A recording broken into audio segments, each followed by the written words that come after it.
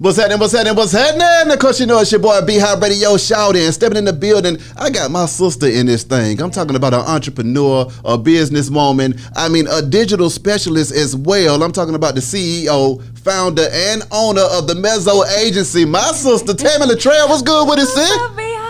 Now, Tammy, first of all, when it comes to the Mezzo Agency, from what I understand, y'all are really changing the game in Atlanta as far as how we do business as artists coming up in the game. Absolutely. Can you break down the Mezzo Agency to me? Yeah, thank you so much. And for one, you know, you my brother. Come on, both ways. Happy to be here. But yeah, the Mezzo Agency, we are a music administration agency that serves the music community, all of the songwriters and producers here in Atlanta and, you know, outside of Atlanta, because we do service people globally. That's right. But we manage their catalogs. We handle their publishing administration for them to make sure that they get paid properly. In addition to that, we handle their copyrights. We also can register their songs with different PROs, because some people don't even have their PROs set up with BMR ASCAP. So we do so much. We also work with licensing and clearing their songs. We just had a placement for one of our writers who landed on Bad Girls ATL. I think it's called Baddies ATL now. It used to be Bad Girls Club. But and we have another show, All American. One of our writers just got a placement on that. That'll be actually airing next week. But overall, we are a music administration agency that services and supports the music creators. So if you are a songwriter, if you are a producer, if you are an indie artist and you own your own label and you're just trying to figure out how to get your business set up, we are here in Atlanta to serve you. What was it like for you founding this new business in Atlanta, and what was the reception to it once you got it off the ground? Well, to be quite honest, I founded the company in my bedroom. What? I started it in 2018. It was just like more of a side job. I worked at Radio 1 for 9 years. But as a songwriter, you know, in my previous day, you know, just writing for so many artists, I literally started seeing that there was a need for music support. You know, on the business side, there were a lot of writers and producers reaching out to me because of my accolades, just asking simple questions like, how do I copyright my songs? What if I have unclaimed money out there? What do I do if, you know, I need to collect money from Sound Exchange? How do I set up, you know, my account with BMI or ASCAP? What type of royalties out there, you know, to collect, you know? And so I found myself doing a lot of videos on YouTube, of course, hosting workshops and all that kind of stuff. And that kind of brought me to the place of, you know what, I'm going to do this full time and take this charge on, because there's no music administration company in the city of Atlanta that is providing services to the songwriter, to the producer, to the indie artist. But yet we have so many studios on every corner, you know? Exactly. So the reception has been great. I started with one client. We found him like $80,000. He had 2 placements on, 80,000 plus now. But both of his singles went platinum on Queen Naja's album. From there, we started just acquiring more clients that were looking for money. Sometimes we would find money that was out there, but depending on how their business was set up, you know, that could also affect it too, because a lot of times writers and producers may come to us after it's too late and it's past the statute of limitations. We can only go back so far. How far can you go back? Like literally between 3 to 6 years. It just depends on what all has come in and if it's still making money.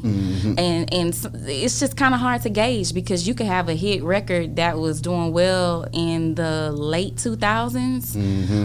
You know, before we hit like 2010, it could have been doing well, but it's too far back for us to claim, you know. I was talking to an artist the other day, and he was saying that about one of his songs. It actually was Raheem the Dream. He had a song, but he had messed up and had a aneurysm at that time. So he didn't realize that his song had been sampled because he was in recovery. Then by the time he realized that the song had been sampled, it had already had its run. And then he went back to recovery. He still got a lot. I think Fergie sampled his song or something. If you can't stand the heat, get up out of here. I can't remember exactly what the song is. Forgive me on that. But she sampled the song, and he was still able to get probably like $250,000 off of it. But he was like, if he would have caught it at the beginning, imagine how much money. So you mean to tell me that if somebody samples my music, I can't get all that money? Well, I mean, you can if you have all of your business straight. And it's unfortunate that he, dealt with what he had to go through and endure. My heart goes out to him. But I think, the main thing is having someone in place to help administer those types of things. Yeah. And that's what comes up. That's what is always keeping us in business, because you have situations that may happen with creators where they're not always accessible, or they may have moved, or, and so I always say, look, have everything come to your administrator first so we can contact you and find out where you are. Exactly. Even with our copyright certificates, I don't have copyright certificates go directly out to my writers and producers. They come to our office first. I let them know, hey, your certificates are here. Yeah. Where should we send them? Exactly. So we want to be, your support team, because at the end of the day, everyone cannot afford, to have a huge, team behind them that's managing this on a day-to-day. But with us, we're right in the city of Atlanta, in the heart, in the mecca of where the hottest music is being produced, where we are influencing the culture worldwide. And we're here to make sure that when you come in and have an appointment with us, we go down a checklist to make sure you have everything that you need. Whatever it is that you don't have, we go ahead and get you started and make sure that you're set up. So now, Tami, I already know that on the music side of things that you've been known to get busy, from everybody from Whitney Houston to everybody that is alive in this thing. Yeah. What would the Mezzo Agency had done for a young Tami LaTrell when she was out there doing her thing? Oh, man. I would have had so much support. For one, the situation with how I got the Whitney Houston placement probably would have not went like it did. Now, that story in itself was really my platform. I realized that God had me to go through that so that I could make sure that I have a heart to serve and advocate for our rights. That's right. I was 17 years old. I wrote the song as a solo artist, and I was signed to an indie label. At that indie label, things were not going well. I decided to take my full scholarship and go to college, and I left the label. Yeah. Well, they were working with Whitney a year later, and she heard my song that they played for her, and she wanted it. And so before you know it, my mom is calling me my freshman year in college saying, hey, turn on the radio. Magic 102 in Houston is playing What You Looking At, which is the song that I wrote. Yeah. And Whitney Houston is singing it. And I was like, what? Hold on. Yeah. So once we got down to the bottom of it, the record label had actually sold the song to Whitney, unbeknownst to me. Yeah. And, the record label had already, the indie label that I was signed to sold the song to Whitney and her record label, which was Arista. That's right. And so, of course, Arista is getting ready to put it out. It becomes the first single. Man. It's causing a lot of controversy because it was very, press heavy, just kind of like she was defensive and talking about, y'all messing with me and my man. Her and Bobby were going through a lot at the time. So it was like a really big deal. But again, I'm like, how did y'all leave me out of this? Well, what the CEO of the independent label that I was signed to didn't know was that I owned all my copyrights. Come on now. So I had to track him and his people down. We had conversation over at the Cheesecake Factory in Houston. Yeah. And I was just like, look, we got to work this out because I own the copyright and I would hate to have to put a dispute out and nobody gets paid. Come on. So we worked a fair split out and everything was amicable. But that is a very rare situation to where the writer or the producer actually owns the copyright. And so I was luckily able to get those royalties. I've been able to leverage those royalties. I went and got a major publishing deal after that placement with Whitney. So by the time I'm 19, I got a platinum album under my belt. I'm still in college. I got a major publishing deal. But there are a lot of stories where it doesn't go like that because the writer and producer don't have their business together. They don't have their registrations. They don't have their account set up with ASCAP or BMI to even collect. And so that's what the Mezzo Agency does. We help to not only educate the music creator, but we also advocate for them as well as support them on the administrative side to make sure that their splits are accounted for and that their paperwork is done. So if I made a hit today and I didn't have none of my administrative stuff together, how much money could possibly be out here waiting on me that I don't even have a clue? Oh my God, with the rate of, streaming and how it has just done so well. I mean, I was looking at this report, remember I had brought it earlier, and we were talking about how streaming alone brought in $456 billion. last year. Okay, see, now that's going to bring me to another. Well, continue what you're saying. So not only that, but that's streaming money, but then you also have your performance royalties. You also have your digital mechanicals. You also have your international royalties, your foreign royalties, your neighboring rights royalties. You also have the opportunity to make money off your master recording royalties if you're an independent artist that owns the rights to, your album or, the label. And then, overall, you just have licensing money that you could be missing out too, because even though that's not a huge amount of, the royalties, it can become that if your song gets picked up for like an NFL commercial or something like that.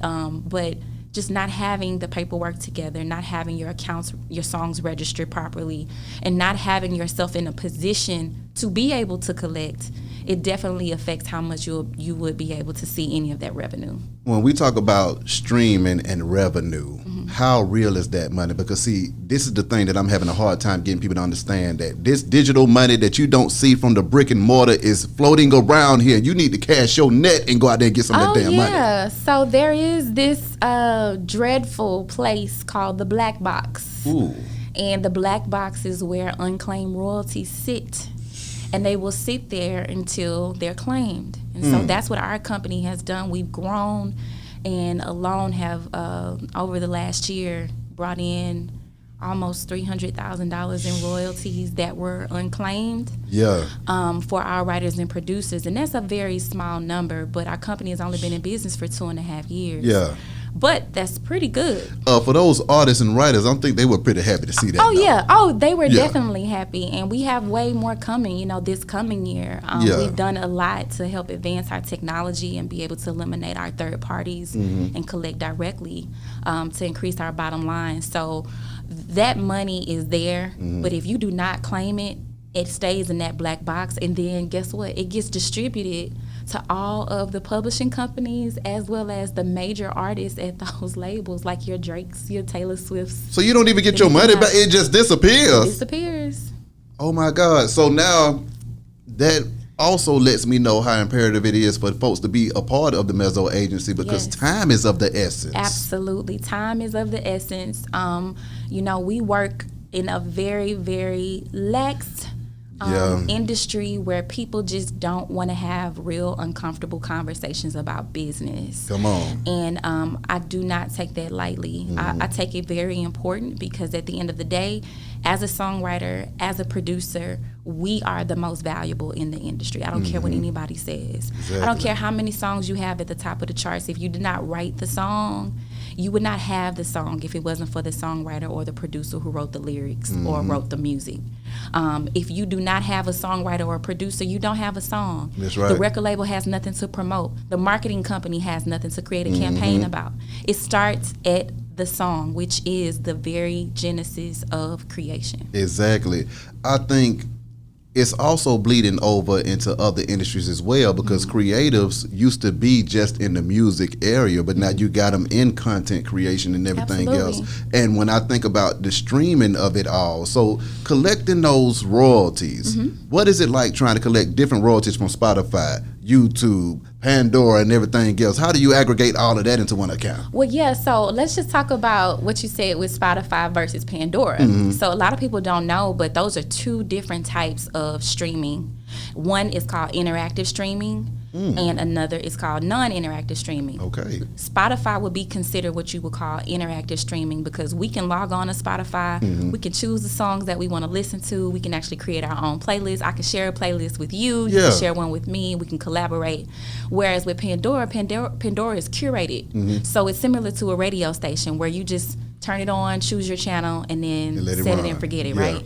So those are different types of royalties that are being generated, and Sound Exchange actually collects the royalties that's coming in for Pandora for performers who actually perform the song, but then they also pay out publishing as well. The good thing about it is if you are an independent artist and you write your songs and you perform your songs, you can eat on both sides with Pandora, from the actual master recording, because you own that side of it, because you released it yourself and you wrote the song yourself, so you can also benefit from the publishing royalties. So those are two different types of royalties, two different types of streaming companies that generate different types of royalties, but it can be very advantageous to the songwriter or producer as long as they are registered with both to collect. We also have the MLC, which was founded after we saw how much the streaming companies like your Spotify's and your Apple Music and your Amazon Music just came in and started buying up all these catalogs from the record labels without actually having a standard of what they were going to pay the songwriters and producers. And so it's kind of like, well, how do you collect this? How do you collect that? The money kind of goes into a black box, and then it gets divvied up with the administrators, and the administrators pay out the publishers, and the publishers pay out the songwriters. Well, now we have the MLC, which, where all of the streaming companies, they funnel into that organization. And as an administrator, like at the Mezzo Agency, we register our songwriters and producers catalogs with the MLC to make sure that all the money that's coming in from those streaming platforms that are interactive are coming in directly to us, and then we pay out. How big of a hit do you have to make some money? First of all, can we just be very transparent about the state of streaming royalties right now? Yeah. Streaming royalties don't have a set price, a set fee, a set penny amount that they're paying. Spotify may pay something different from Tidal. Tidal may pay something different from Amazon. Amazon may pay something different from Apple Music.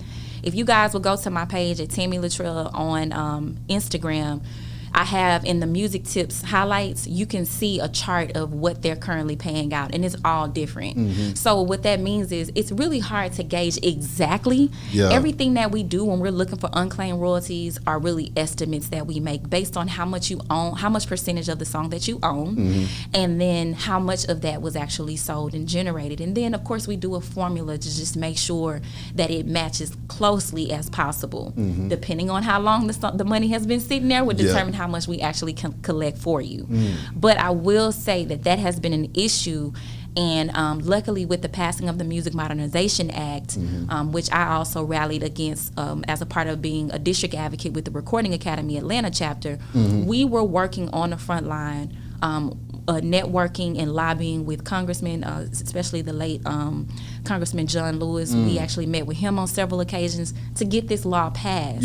So once the Music Modernization Act passed, it kind of held the streaming companies to a standard to say, look, we know you guys are paying this and you're paying that, but within the next 5 years, these royalties have to increase by 44% to make sure that more money is going into our songwriters and producers' pockets, because they have families too. They're trying to live too. They're trying to survive as well. Some of them are indie artists as well as songwriters. Some of them are indie artists as well as producers. So we have really been working hard to get the streaming companies to understand just how valuable and how important it is to make sure that they raise the rates. And the good thing is, studies have shown, I was reading a report from Media Research, was showing that songwriters are valued by the listeners. The fans of the music understand how important the songs are, and they want songwriters and producers to get paid fairly. So we are definitely working every day, advocating for songwriters and producers' rights, and just making sure that if a song is streaming, at least, going platinum, you're at least able to see, 80 to 100K for that if you're owning a large percent. And even that's not really much, but you got to think about it. Like, the streaming companies just came in and kind of took over. They didn't do a deal with us, with the songwriters. They did a deal with the record labels, and the record labels kind of called the shots. Nobody thought about, oh my God, we got to pay songwriters. So we're kind of behind. Well, we're not kind. We're very behind. Answer me this though, Tami. So if the artist is making 80 to 100K off of that streaming, how much is the label making? Oh my God, like 3 times more. Because for one, they are owning the master recording, so they get to do a lot more, which is why, they can use the masters, and they have so much rights of owning that particular copyright that by the time the songwriter even finds out how much has been made, it has like tripled on the record label side. In addition to that, now record labels are doing those bigger, all-inclusive deals where they're like them 360s where they're making money on so many different areas, from endorsements to show money to merch to just everything. So it really is totally different from the record label side compared to the publishing side. How sweet is it for you if you're an independent artist and that song goes viral on TikTok and you own everything? It could be very sweet because of the fact that you own both sides of the copyright. So you're an indie label / artist that own your own masters, but then you also own the publishing as well. So you have both copyrights and you're able to make decisions based off of that. The key is having an administrator in place to handle the type of requests that may come in, like when TikTok uses your song, when they license the song for a commercial because it's gotten so viral on TikTok or Instagram. You need to have a team in place that's going to understand the language, be able to negotiate a price for you that's fair, and also be able to monitor those licenses, because sometimes you have people who they license your music and they go past the term. They don't pay on time. In addition to that, they may actually use it in a way that it was not spelled out in the actual license that you approved. But you have to have a team to be able to review and make sure that it's being used properly, and that it's also being tracked, and and make sure that making sure that nothing else is happening to it that was not agreed upon. See, we don't sell songs. We license songs. Exactly. Every music creator needs to know that. We don't sell anything. We license everything. That's right. Now, I'm with you. I'm a new artist. I got a new hot song. I come to the Mezzo Agency. What happens? So you got a hot new song. We're going to go through a checklist with you. Okay. To make sure that, your song is hot. Cool. We love it. We're going to jam it in the office, too. We're going to turn it up and listen to it and vibe out while you're there. That's right. But we also are going to go through a thorough assessment to make sure that if you're an indie label, we're going to make sure that you have all of that side together on as far as your distribution side. Do you have all your royalty points and everything taken care of internally with your team to make sure producers and songwriters are getting paid if anything was discussed or negotiated or agreed to. That's right. In addition to that, we're going to make sure that the songs are registered properly on the publishing side, so that side is taken care of, so that your producers and songwriters who you may have paid, who were a part of the project, are not feeling like you just took their song and ran with it without making sure that their splits were appropriated. We're also going to make sure on the master recording side that you're collecting your digital streaming royalties, and anything that is out absolutely should have a registration for the copyright. A lot of people really don't take it serious because they were like, well, if it already came out, then that is my copyright. Yeah, that's cool. But the amount of copyright infringements that come across the news literally every month, it seems like somebody is like up in another copyright infringement lawsuit with some huge celebrity that may have used their song. You just cannot risk it. Come to the office, sit with us. Let's go ahead and do an assessment on what you have and what you don't have. Go down a checklist and get you set up properly. Okay, so now answer me this, Tami. Does it make any sense to sign a record deal anymore? I think it does, but I do believe we have so many opportunities now that we just didn't have before. Yeah. That before you sign with the record label, try to build your fan base first and really build some leverage, so that when the label does approach you with an opportunity to sign with their company, that you have something to negotiate that is going to be mainly in your favor. Because if they're coming to you, they're approaching you for an opportunity for a record label deal, 9 times out of 10, they've been seeing your grind. They've been seeing your work. They see that your fans are highly engaged. You have a presence online, on social media. So you want to use that to your advantage with your negotiations and your recoupable expenses, because you have to, if they advance you anything, you got to pay it back. That's right. So there are a lot of artists that end up in deals that are just in debt now because the deal was not negotiated in their favor. Damn. So by the time they signed, they got all this money up front, but didn't equate the fact they got to pay taxes on that money. Ooh. And they got to take care of whatever team they have, whatever expenses needed to be paid back before they got the deal. And so before you know it, they're running out of money before they've actually seen a check, or they have to pay money back first before they even see anything to profit. Okay, so now I have to ask, what the hell is publishing versus royalties? Because I thought it was all the same thing for the longest. Well, publishing is royalties. Okay. But publishing royalties is from the writing and composition side of the song. So you have one whole song, but you have 2 copyrights. One copyright is actually the master recording copyright, which is what the record label owns. But then you have the publishing copyright, and this is the copyright where all songwriters and producers involved own a portion of that, depending on what they contributed. So you and I, we're in the studio, we vibing out. That's right. You the producer, I'm the songwriter. I just wrote a dope verse. You like, Tim, we need to finish the song, go on and put it out. Yeah. Okay. So you and I already own half of that copyright because I wrote the lyrics and you wrote the music. So that's 50-50 on the publishing side. But then I actually go out and release it as an artist on my record label. So now I own the masters to that song. Of course, with your permission, you know, we do the paperwork. Or you can co-own the master with me, you know. And so we have that type of power on that side of the copyright because now we can distribute it. We can actually license it out. We have the ability to approve other people to use it, to promote it, display it. All of those things, we have that ability on the sound recording side, whereas on the publishing side, we're really going over the publishing royalties that come in from that, from sync placements, royalties, digital streaming royalties, performance royalties, which is collected by BMI, ASCAP, and CSAC. We also have print royalties. If somebody were to print the song and it ends up on sheet music, that's a royalty that's generated. And micro sync royalties as well. That's your YouTube money. A lot of people get paid. Literally 73% of my royalties that I paid out last year at the Mezzo Agency came from YouTube. What? YouTube pays very well. Now, the numbers, you know, other people may look at the numbers, you know, and be like, oh, they only pay such and such per stream. But you got to understand, they pay out 3 different ways because you got to pay on the audio, you got to pay on the visual, right? And then they have ad revenue.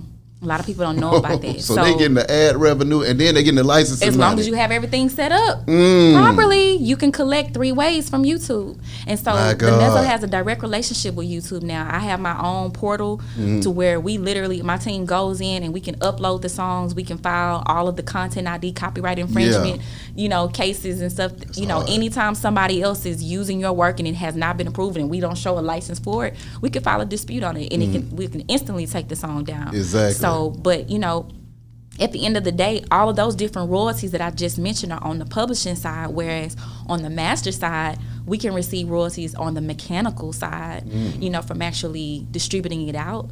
And then we also have the digital streaming royalties that come in from Sound Exchange, from us being rights owners. We can have those royalties too. So those are royalties that come in. They come in on the master side. And then you have the publishing royalties, which comes in and all those other 5 different areas that we talked about.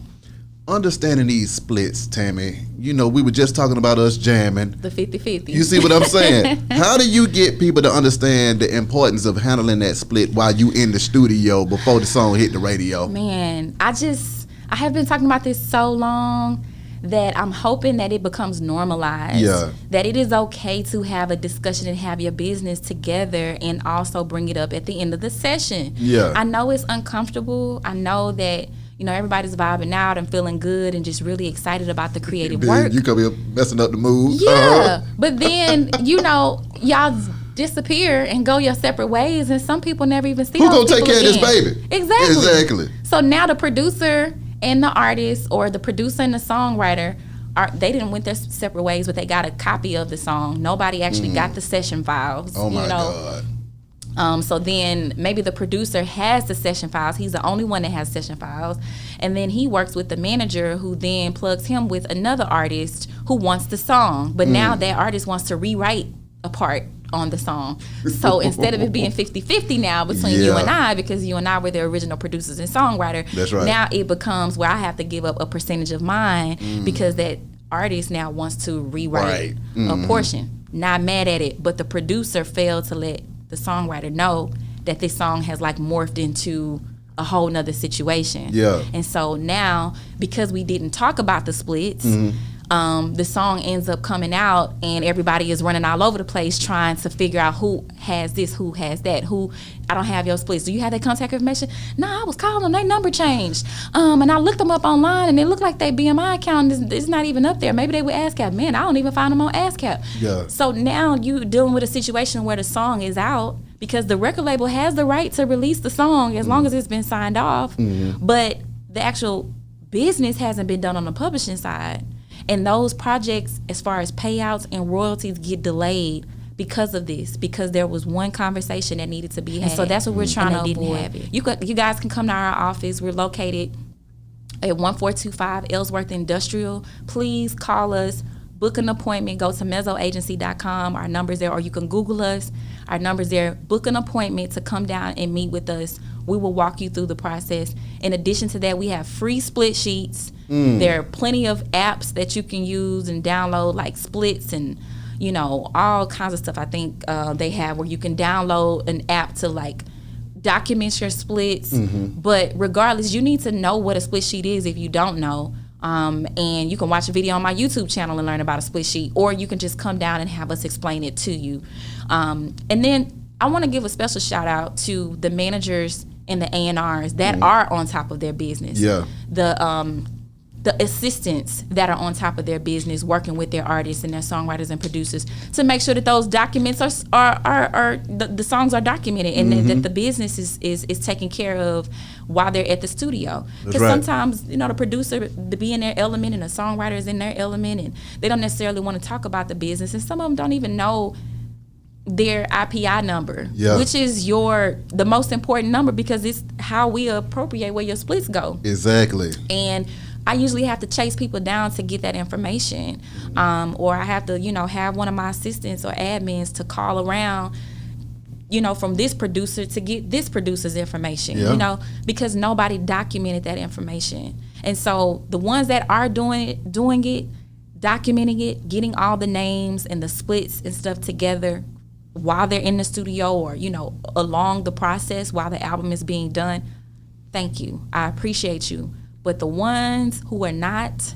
please, it's killing the industry. It's not serving us. Yeah. It's not serving music creators when their business is not taken care of. It's not serving the music community or empowering us, or, you know, filtering back into our ecosystem when music is being produced and music is generating money, but it's nothing coming back into the people who actually created it. Come on now. So now I got to get into the Tami LaTrell story, okay? We done talked about the Mezzo Agency. I want to talk about you pivoting and being successful every time you bust that move, Tami. And you also demonstrate how you can grow and mature within the industry from being a youthful person that just want to sing, they want to dance, they want to put on a show to say, okay, I'm going to go ahead and get me this corporate job, see what that's like a little bit. Okay, now it's time for me to be an entrepreneur. What were those different transitions that you made? What caused you to make each one of those transitions? And how did you feel in the midst of all of those transitions? A lot of scary moments. Come on now. But, you know, I'm a risk taker. And I think that has definitely been one of the skill sets and, you know, traits that I feel that has definitely put me in position to where I'm able to do a lot of things that a lot of people can't do. That's right. I was an artist. I started off as an artist very young, 17, 18 years old. I was in a girl group and all that, and that's Destiny Child? No. Oh, my bad. Shout out to Destiny You Child. out of Texas, forgive me. I'm from H-Town. Shout out to DC. Okay, DC to lot. I love them. I love Beyonce and Kelly and Michelle. Okay, that's right. And shout out to Toya too. Toya's my girl. But you know, I was in a group with Brooke Valentine, who's on Love and Hip Hop Hollywood. My sister. And we had a girl group at the time. Things didn't work out. We all went our separate ways. Everything was amicable. It wasn't no beef or anything like that, but everybody kind of wanted to pursue their own solo career. She had a successful solo career. And then when I started going solo, shooting videos, recording, about to drop my project, that was when the songwriting situation happened with Whitney. My God. So it was like I really didn't even get a chance to like go full throttle with it, because God said no. Like it was no, you're a songwriter now, and you're gonna learn this business. And I got immersed into it all while I was a freshman in college, and then all throughout my undergrad at Texas Southern University. Shout out to my alma mater, Houston, Texas, HBCU. I went to.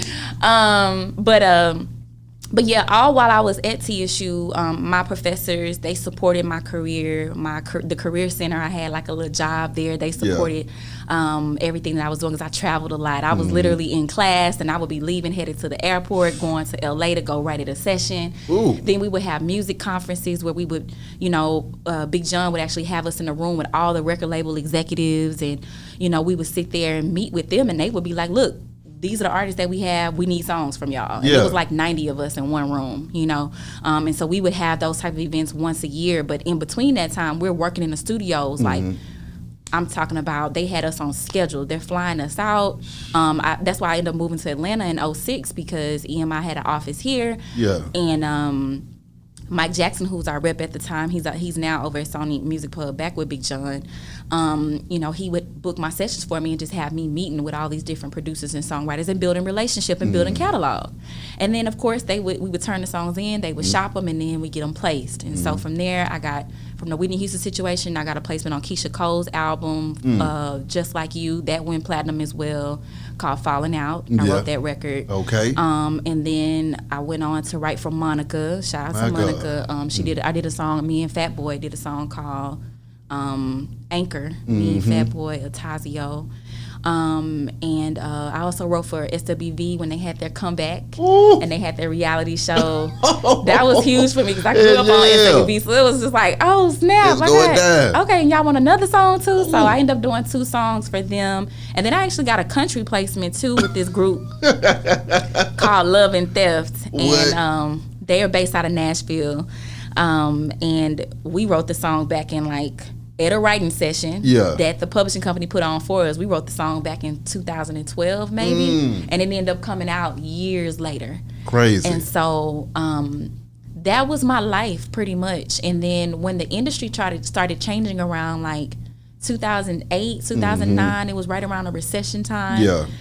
Things slowed down, and my timing could be kind of off with this, so it's not accurate on every release, but I do know for sure that record label sales had just plummeted. What the hell? Yeah. All of the mom and pops had shut down. Yeah. There was no way to just pull up and go buy an album no more, which meant that our royalties on the mechanical side decreased significantly. And so, I'm a mom. A single mom at that. Yeah. So I had moved back to Atlanta. It was like, yo, you got to get a job. By 2013, honey, I had transferred from Houston, Radio 1, working there from 2009 to 2013. Yeah. And then 2013 up until 2017, I worked at Radio 1, Atlanta. 9-to-5 job. That's how you and I met, right? Exactly. And I managed all the digital content for all the jocks. And it was a little hard because I really wanted to be in the studio every day. Yeah. But I'm a mother first. Exactly. And my responsibility was to make sure that I had income coming in that was stable to be able to support my daughter. She's, attending great schools. I invest in her education. And I also wanted to make sure that we were in a great environment, and that I had the support. And she's also an athlete. So all those things were important to me. But I knew that songwriting was still going to be a gift that God gave me that I can always use. So I would be in the studios, in the evening times. I had a babysitter who would, come over a couple of nights out of the week while I would go to the studio. Sometimes I wouldn't come home till 4 or 5 in the morning and got to get right back up at 6 to make sure she's ready for school for 7:30, 8 o'clock.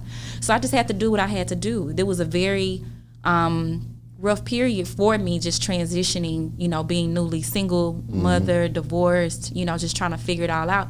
But, I still made it work. And, that's right. God was on my side. He still is on my side. And the only thing that affected me that I could say was the most uncomfortable was when we would be at the studio, at the radio station, and sometimes I would see some of my songwriting or producer friends that may come through with an artist that's being interviewed, and they'll kind of be like, what you doing here? Why are you working at the radio station? And so I would just say, it did make me feel uncomfortable because sometimes I kind of feel like I was out of my element. And then I had some people who were at the station like, yeah, Timmy, tell them you write for this person and you wrote for that person, try to get in, this your opportunity. And it just would be the wrong time. Conflict the interest every damn day. You got to know the right timing to talk about certain things. That's right. You got to have tact about certain things. this artist or this, particular executive is coming in to promote whatever it is that they are doing. Exactly. They don't care about you right now. Exactly. You're not a focus. Now, if it organically happens, yeah, let it happen. Otherwise, I kind of, was really careful about that. And I walked a fine line with that because as a digital content manager, national producer, all of the promotions that I got while I was at Radio 1, I wanted to make sure that I fulfill that. When I commit myself to something, I'm going to do it. And I did it well. We were consecutively number one every single year in digital. So, that was my whole spiel of that moment of just kind of like, how do I fit songwriting in? Because I work at the station now, 9 to 5, got this whole job. But, eventually I got to a place where I was like, I want to get back in music full time. That's right. And once I got that one client and I started seeing that there were more needs that were out there that I could really serve and be a part of to help songwriters and producers get their business taken care of, I was like, okay, God, give me direction. That's right. Help define this for me, lay it out for me, and show me the way. And slowly but surely, I just started building a business out of my bedroom, having conference calls, meeting people at Starbucks before we had an office, before the pandemic. It'd be like that. Doing what we had to do. Exactly. And started building my team, and they were aware of, hey, I'm starting this company. I don't really know exactly where and how the money is going to come in, but I guarantee you're going to see it grow because I'm going to put all of my effort into it. So I'm with you. Yeah, it was a bit of a transition. And then, becoming a full-time entrepreneur with no other support of a 9 to 5, that became very rough because I downsized my life tremendously. My God. I'm going from driving Benzes and Audis. Yeah. I turned all of them in. My leases were up. Yeah. I ended up getting me a cash car. I got like a little black little Infiniti truck now. That's right. Paid off. Still no car playing note. now. You still playing now. You already know. You ain't go to hell. Now, exactly. You still got to be a player this thing. But I made sure that I cut down my expenses. Exactly. Because I wanted to make sure that the sacrifice was being made so that I could help others. I downsized my apartment living. I was in like luxury apartments. I went ahead and got something a little less luxury. Bankhead courts. But you bet that it moved to Bankhead. But no, I mean, I'm from the hood, so I can hang. I'll be all right. You know what I'm saying? But just being a single woman in the city, you just got to be careful. No, you can't play that. You can't play with it. And then I got a child, I got a daughter, so I had to still be cautious about where we stayed. Exactly. Obviously. But, I just did what I had to do. That's right. Wasn't going out, never really been like a party person anyway, but I definitely was not like going out as much, eating out as much, doing all of the things that we do because we get so comfortable with that consistent lifestyle. check. Yeah. And I started taking a lot of my money that once I transitioned and became an entrepreneur, I started investing that money and really putting it into, I did learn Forex. I liked it for a while, but it required too much of my time. Yeah. But I got back into, I had my 401k money, I had my IRA money, and I just started really investing in stocks and just paying attention to the market and just really looking at, wow, my dividends are increasing and stuff like that. So I was making money from other areas. Plus, I still got paid as a consultant. I still got paid as a brand ambassador for, a few partnerships that I had. So it was a lot of sacrifice, but I still made sure that I created opportunities to make money in other areas. And not only that, guys, I used my hustles, my skill sets, and had a few hustles on the side too. Exactly. Some people may know I was flipping websites like crazy. Hey, I know about that, Tami. I was flipping some websites, from the stuff I did at Radio 1 with managing content and stuff. I helped, Shanika. Shout out to Shanika. What up, though, Shy? What's up, Shy? Exactly. I helped her with her website. Ricky Smiley, we designed his website, his actual personal website, not the radio station website. But I did a lot to just keep income coming in. Exactly. I was building mobile apps and all kinds of stuff just to make sure that while I had this iron in the fire with Mezzo, that I still had other income coming in from other areas. And, I even had my car on Turo at one time, just having income coming in. I did whatever it is that I had to do. Airbnb my place out for a little bit during the summer when I was gone. Yeah. I did what I needed to do to make sure that I was able to sustain and have a stable income, at the same time building my company. I love the story that you just told me. No, it's okay. I love the story that you just told me, though, Tami, because a lot of people don't understand the multitasking of a dream. If you're trying to have this dream, you got this big ass goal that you got, it's going to take some multitasking to get that done. The Mezzo Agency looks so sexy now, but you see what I'm saying? You had to multitask up to that point. You don't just jump out the porch in Mezzo. Absolutely. I had to start with one client and really show and prove that we knew what we were doing. Yeah. And then I started receiving criticism from a few people who were saying, "Oh, well, you know, she ain't really doing what she doing. She uses a third party company to collect royalties." Guess what? At the end of the day, however I had to get it, my writers and producers are getting paid. And even if I had to start off the company as a publishing administration agency that was serving and finding money for them, I'm finding money that they wouldn't otherwise have had. Exactly. So if I had to use a third party to establish my company, all of us use third parties at some point, because you can't go all the time directly to collect. Come on. You know, so, and then at that time I didn't even have enough income when I was trying to build the company, because I was too busy making sure I paid out my royalties to my writers. I wasn't even collecting a salary. So how do you invest on, you know, buying all this huge software that you have to pay for to be able to collect and do all of the reporting? Facts. When you're just starting off. So I did what I had to do to make sure I took care of my team. So for anybody who would ever criticize my work, you need to talk to my writers and make sure that, you know, and look at their bank accounts and really get an understanding of what their paychecks looking like. Because at the end of the day, you know, my team is loyal to me. We've done a great job by, you know, really helping them understand the importance of having my company on their side. They know to call me when they're in the middle of a crisis. Yo, somebody just released my record and we ain't even done a split. What's the number? Let me call them. Let me get on the phone with them right now. And now I've gotten them to the point where they're so used to talking about their administrator, like, no, I'm with the Mezzo, that now it's in from the beginning.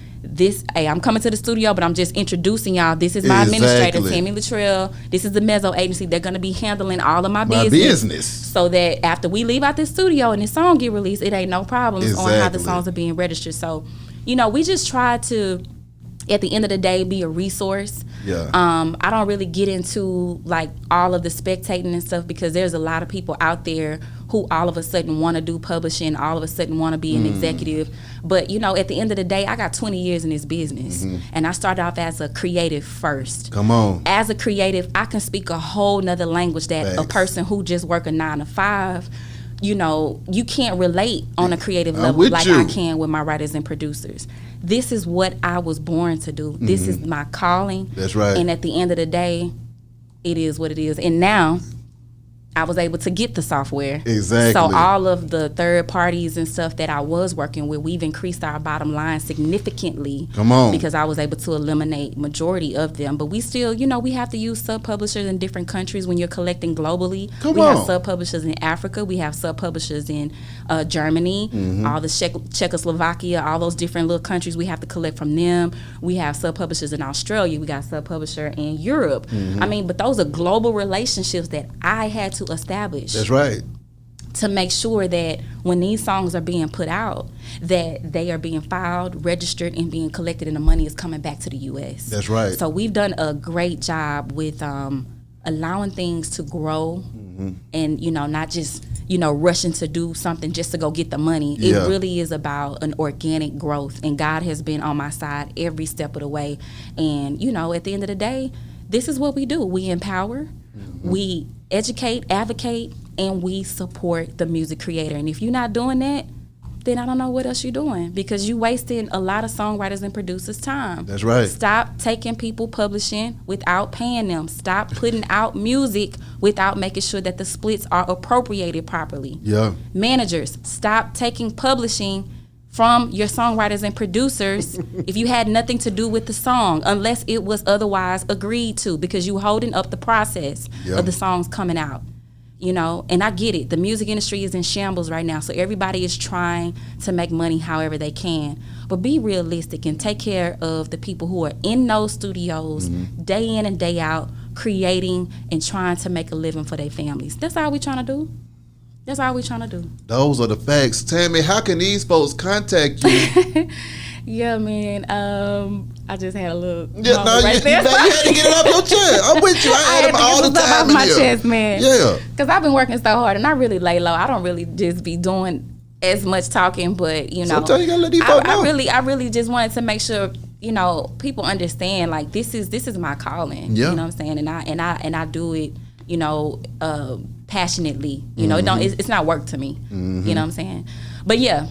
Same thing. Anyway, songwriters and producers, if you are listening to this, if you are an indie artist and you writing or producing your own music and you are in the city of Atlanta or surrounding cities, or if you are even everywhere else, because I got writers in LA, I got writers in Florida, I got writers in Jersey, I got writers in Texas, shout out to Houston.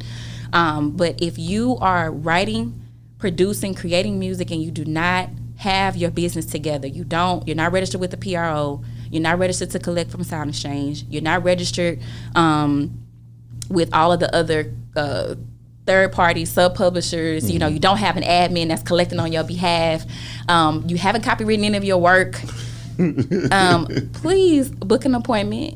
You can find us at mezzoagency.com, MEZZO agency.com. You can also follow me at Tami LaTrell, TamiLatrell on all social media. And we are also on social media at themezzoagency.com. I can dig it with Tami. Appreciate you. On social media at The Mezzo Agency. Okay, then. Yeah. Tami, thank you so much for coming through this thing, sis. Thank you so Wish you much nothing for but the best having and me. much success. I'm here for it. I'm Thank here you. for it. Be Our Radio, shout it. Tami LaTrell, we go. Yeah.